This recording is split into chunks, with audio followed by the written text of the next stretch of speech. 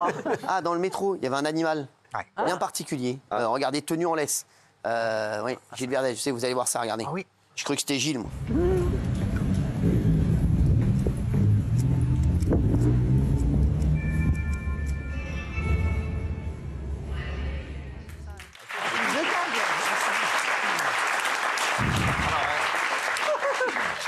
En fait, apparemment, le propriétaire venait de Pologne. Ouais. Ouais, pour rejoindre la capitale. Oui. Apparemment, oui, il s'appelait Patrick Polska. Ça va? Dites-moi, vous êtes couché à quelle heure hier soir? Un peu tard, c'est vrai. Ah, parce que votre mec n'est pas là en ce moment? Un peu tôt. Vous êtes De sorti quoi en boîte? Oui, c'est vrai. Je suis au courant. Vous êtes toujours au courant de tout. C'est Je grave. suis au courant. Elle était en boîte, aujourd'hui elle a fait ses pieds, pour vous dire. Non mais sérieux, vous êtes allé en boîte hier? Oui, je suis allée en boîte, oui. Avec qui? Mais ça se trouve, je voulais pas que ça se sache, je sais pas. Quoi? Ça se trouve, vous voulez pas que ça se sache? Bah ouais. Tout le monde le sait. Hein. Bah ça se trouve, je bloque mon mec de mes stories, vous savez pas. Alors moi déjà, je vous suis pas du tout. Hein. Bah comment vous savez tout alors? Déjà, non mais je vous dis, je suis pas du tout, je suis personne. Parce que un, vous ne m'intéressez pas.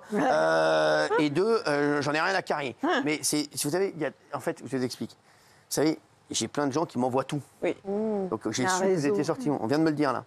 Vous êtes sortis en D'accord, boîte. bah oui, bah c'est pas un crime. Ah ouais. Et votre mec, il était où? De quoi? Votre mec, il était où? Bah il était en il joue au Italie, Milan, toujours, il joue. En Italie. Hein. Oui, voilà. Pointe au Milan AC. Non, il joue au Milan AC. Attaquant, Ronald. C'est ce qu'il lui a dit. Non, il joue au Milan tassé.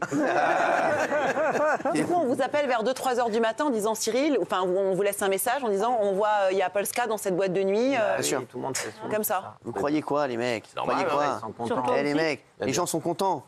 De vous donner l'information. Bien sûr. Bien sûr. Il y a Et même après, un jour vous un mec qui m'a envoyé putain, il y a Cyril Hanouna au restaurant. Je dis mais c'est moi.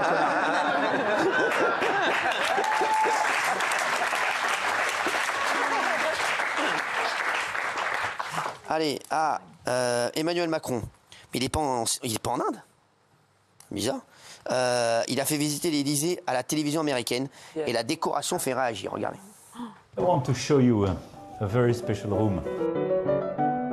Here's the Salon Cléopâtre with Oppenheimer and some contemporary art as well. And this one, he was asked by François Mitterrand for the bicentenary of the French Revolution. But I love the way you combined the classic with the modern. This is the approach. Beautiful.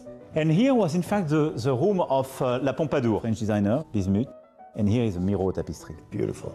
What happens if the dogs go on this? No, they don't go. Please, respect the instructions. No. Oh. Please.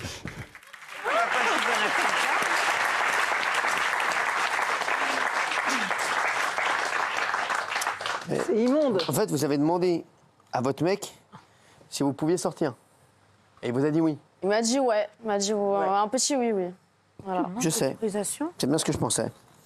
Exactement. Là, c'est Bravo.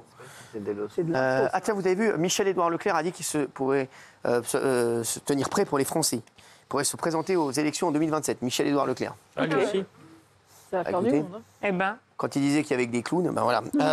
Merci. Celui Quel qui a honneur, critiqué Bernard Arnault. Voyez ou pas. Ouais. Alors, il y a pas mal de gens qui n'ont pas aimé la visite d'Emmanuel Macron. Bah ouais. Ah, c'est un peu C'était surréaliste. quand? C'était quand? C'est immonde. Ah, c'est très récent, c'est pour CNN. Parce que là, il est pas en Inde, là? Non, le sommet est là. Mais non, il est reparti en Inde après. Non, mais là, c'est une visite, c'est le 12.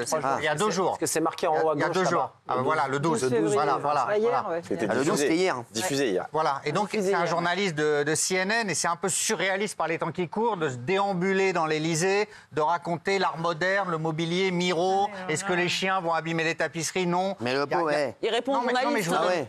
Non, mais là entre nous, il n'y a pas grand-chose à faire. Hein, parce que, en fait, c'est François Bayrou. Bah ouais.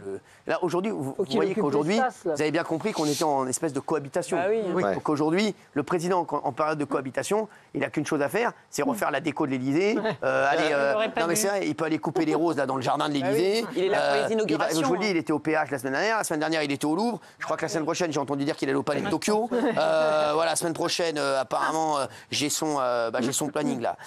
Le planning d'Emmanuel Macron, tiens, la semaine prochaine. Allez, lundi, Disneyland Paris pour voir une nouvelle attraction. La maison des poupées. Voilà, maison des poupées, etc. Mardi, il va voir la mise en place de la foire du trône. Voilà, donc. Il sera à quoi boulevard en slip de bain mercredi? C'est vrai, le mec, le pauvre, c'est ça, bah oui. c'est les Il a dissous l'Assemblée. Oui, donc forcément, aujourd'hui, il décide de rien. Premier de cordée. Si, Bah, mais bien sûr. Ah, mais il pouvait dire non, il pouvait dire à la télé américaine. Ouais, mais tu sais Il y dire avait non en le anglais, toi? vice-président américain. Tu sais dire non en anglais, toi? Non. Quand je vois J'enlève une lettre. Quand je vois le décor de l'Élysée, j'ai un peu peur pour les nouveaux vitraux de Notre-Dame, parce que c'est lui qui les a voulu contemporains. J'ai un peu peur, du coup. Excusez-moi, vous voulez pas aller faire un tour? Non, mais t'as raison. Non, mais... Voilà, là, il y a les deux vampes, là, elles sont comme une folle. Elles pourraient parler de ce sujet pendant 2 heures. Tu les mets autour d'un kawa, là, les deux, là, c'est parti. Ah, tir de paintball, pneus crevés, voiture brûlée, une guerre en pleine rue entre taxi et VTC, regardez. Il y a le feu au dépôt. Oh putain, ça pète au dépôt. Voilà les gars, voici ce taxi qui se croit, qui se sent permis de tirer avec un flashball à 22h avec son taxi. Il se permet de crever les pneus à des pères de famille, voilà les gars, à des pères de famille. Voilà. C'est des darons. On essaye tous de s'en sortir, c'est des pères de famille. T'as même pas honte. Eh, nous on est dans le dialogue, ça sert à rien de sortir ça. Vas-y, tire. Agression, t'as commencé.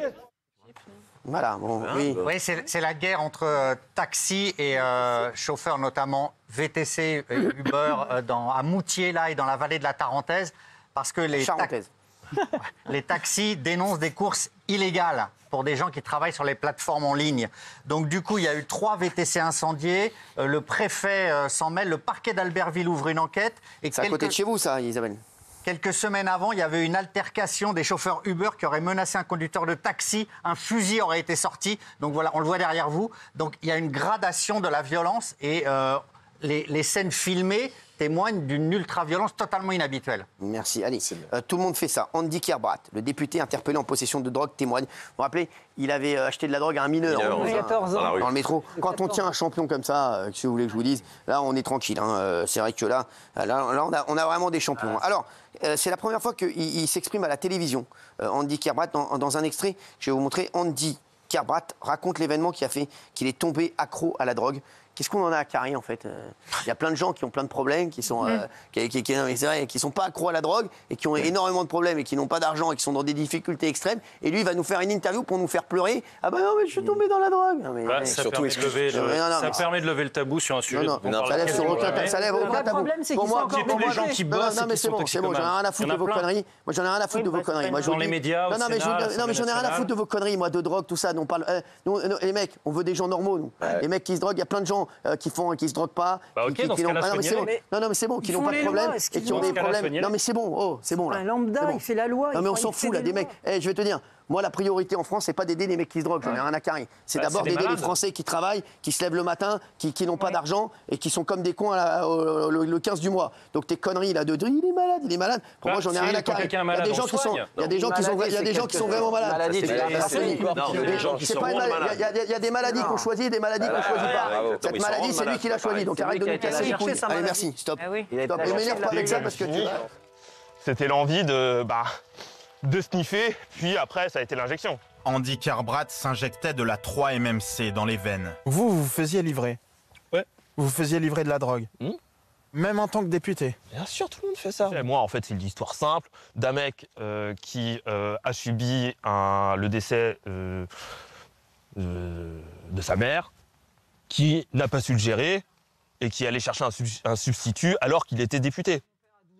Ah oui. Quelle honte de diffuser ça. Là, on est en plein dans ce qu'on appelle... Alors là, je vous le dis, là, je suis un peu énervé là-dessus parce que pour moi, ça, c'est inadmissible. C'est moi. Il y a tellement de Français en difficulté, qui ont des vraies difficultés. Et on va s'arrêter à un mec qui va nous dire... Alors, le député de la France Insoumise raconte comment la drogue est devenue un réel engrenage. Mais on est en plein dans ce qu'on appelle la culture de l'excuse. Mais parmi les difficultés des Français, il y a aussi la drogue qui gangrène des familles. Oui, c'est sûr. Avec plein de gens modestes qui tuent partout la drogue dans tous les quartiers de France. Oui, mais c'est pas son cas, lui. Oui, mais sauf que dans des familles dites normales, parfois la drogue, elle s'infiltre et les gens, ils sont complètement... C'est pas du tout. C'est pas du tout ce qu'on est en train de dire. Regardez. C'est à côté de la plaque. Vous disiez pas, je suis député, j'ai un devoir d'exemplarité, je peux pas continuer à faire ça? Si. Et j'en étais malheureux. Donc la semaine d'après, j'en commençais. Parce que j'étais mal.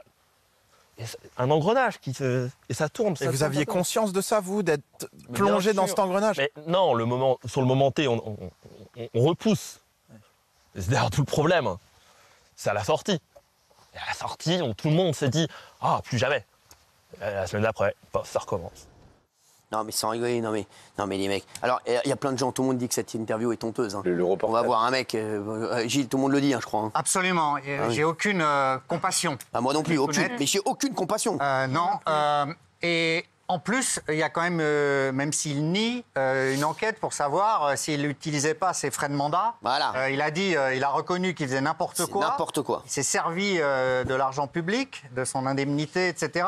Il nie que ça ait servi à acheter de la drogue. Il a remboursé 25 000 déjà à l'Assemblée, mais quand même, il y a un devoir d'exemplarité quand on est élu de la République. Voilà, donc j'ai aucune moi non plus, compassion. aucune.